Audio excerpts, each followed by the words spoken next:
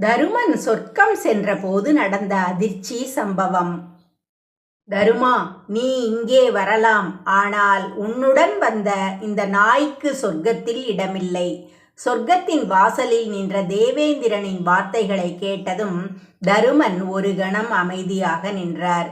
அவருடைய கண்களுக்கு முன்னால் வாழ்நாள் முழுவதும் தன்னுடன் நடந்த சகோதரர்களின் நினைவுகள் வந்தன. பீமன், அர்ஜுனன், நகுலன், சகாதேவன், திரௌபதி அனைவரும் ஒருவருக்கொருவர் வழியில் விழுந்துவிட்டார்கள். ஆனால் இறுதி வரை தர்மனுடன் வந்தது ஒரே ஒரு நாய். அந்த நாயை விட்டுவிட்டு தான் மட்டும் சொர்க்கத்திற்குள் செல்ல தருமன் மறுத்துவிட்டார்.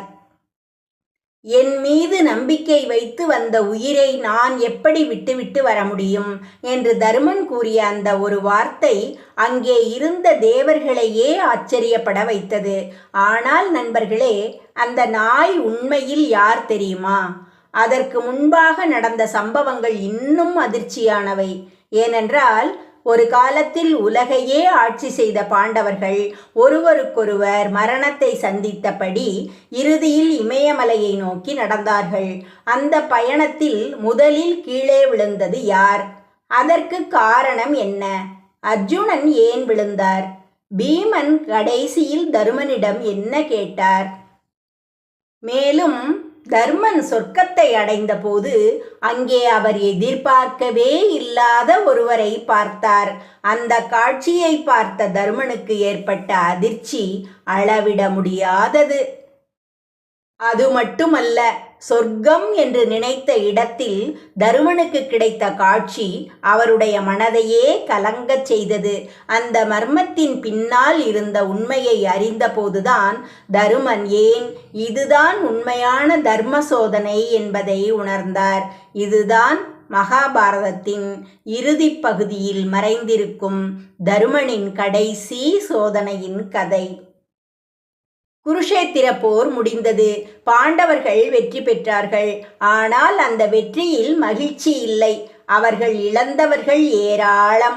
அபிமன்யு இல்லை, கர்ணன் இல்லை, பீஷ்மர் இல்லை, துரோணர் இல்லை, கௌரவர்கள் இல்லை. போர் முடிந்திருந்தாலும் அந்த போரின் நினைவுகள் பாண்டவர்களின் மனதில் மட்டும் முடிவடையவில்லை. காலம் கடந்தது. ஒரு நாள் தருமன் தனது சகோதரர்களையும் திரௌபதியையும் அழைத்து அரச வாழ்க்கையை விட்டுவிட்டு இறுதி பயணத்தை தொடங்க முடிவு செய்தார். அவர்கள் அனைவரும் வடக்கை நோக்கி நடந்தார்கள். முன்னால் தருமன், அவருக்கு பின்னால் பீமன், அர்ஜுனன், நகுலன், சகாதேவன், திரௌபதி, அவர்களை பின்தொடர்ந்து ஒரு நாய். அந்த பயணம் சாதாரண பயணம் அல்ல.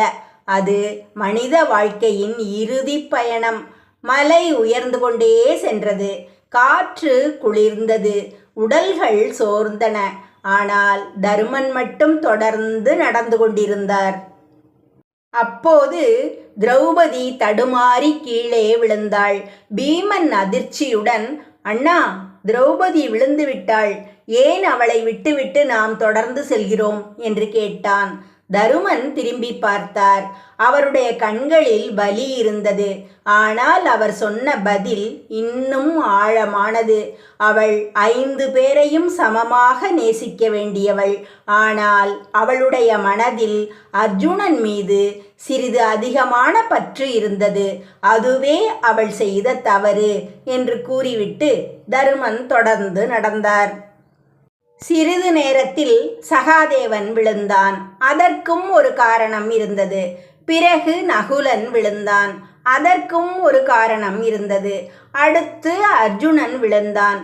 பீமன் தாங்க முடியாமல், அண்ணா, அர்ஜுனனை போன்ற வீரன் எப்படி இப்படி விழ முடியும் என்று கேட்டான்.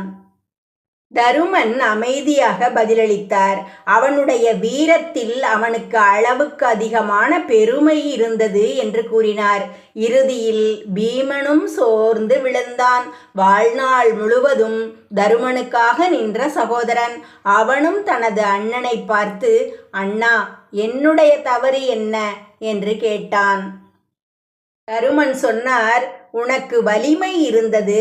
ஆனால் உன் உணவின் மீதும் உன் வலிமையின் மீதும் உனக்கு அளவுக்கு அதிகமான பற்றும் பெருமையும் இருந்தது என்றார்.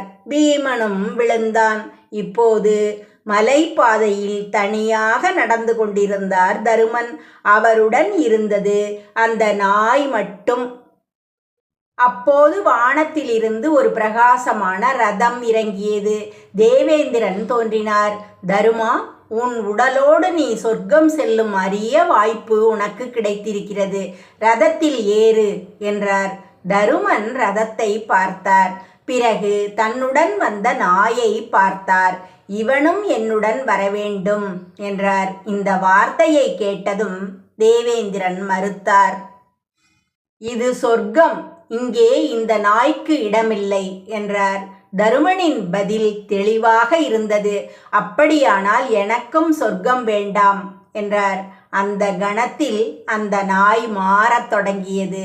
அதன் உண்மையான உருவம் வெளிப்பட்டது. அது ஒரு சாதாரண நாய் அல்ல. அது தருமனின் தந்தையான தர்மதேவன். தருமனின் கடைசி சோதனையும் அங்கே முடிந்தது. ஆனால் அவர் சொர்க்கத்தை அடைந்த பிறகுதான் மிகப்பெரிய அதிர்ச்சி காத்திருந்தது. அங்கே அவர் பார்த்த காட்சி அவரை நம்ப முடியாத அளவுக்கு அதிர்ச்சியில் ஆழ்த்தியது. துரியோதனன் சொர்க்கத்தில் இருந்தான், இவன் எப்படி இங்கே என்று தருமன் கேட்டார். அதற்கு பின்னால் இருந்த காரணம் மகாபாரதத்தின் மிக ஆழமான தர்ம ரகசியங்களில் ஒன்று. ஆனால் தருமனின் சோதனை இன்னும் முடிவடையவில்லை. அவரை மீண்டும் ஒரு இடத்திற்கு அழைத்துச் சென்றார்கள். அங்கே அவர் கேட்ட சத்தங்கள் அவருடைய மனதை பதற வைத்தன. அவர் கண்ட காட்சி சொர்க்கமா நரகமா என்று அவரையே குழப்பியது. அந்த இடத்தில் தருமன் எடுத்த ஒரு முடிவு அவர் ஏன் தர்மத்தின் உருவம் என்று அழைக்கப்பட்டார் என்பதை உலகுக்கு உணர்த்தியது. இறுதியில் தர்மன் உணர்ந்த உண்மை ஒன்று: மனிதனுக்கு கிடைக்கும் மிகப்பெரிய வெற்றி எதிரியை வீழ்த்துவது அல்ல, தன் மனதில் இருக்கும் தர்மத்தை எந்த சூழ்நிலையிலும் விட்டு கொடுக்காமல் இருப்பதுதான். இதுதான் தருமன் சொர்க்கம் சென்ற கதை.